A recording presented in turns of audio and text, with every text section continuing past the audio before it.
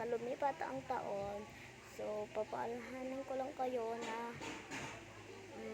may bago ako cellphone. Tas, alam nga ba, dati pa ako nag-YouTuber yan sa may cellphone yan. Pero wala pa akong subscribers. Hindi ako mag-keep going. Lipat na kami ng bahay. Tas, iiwan ko daw yung cellphone ko dito. Tas, dahil malapit na ang New Year. Tas, so, meron ng good news. Dadaling ko pa rin tong cellphone na to. Tas, so may kung umalis kami,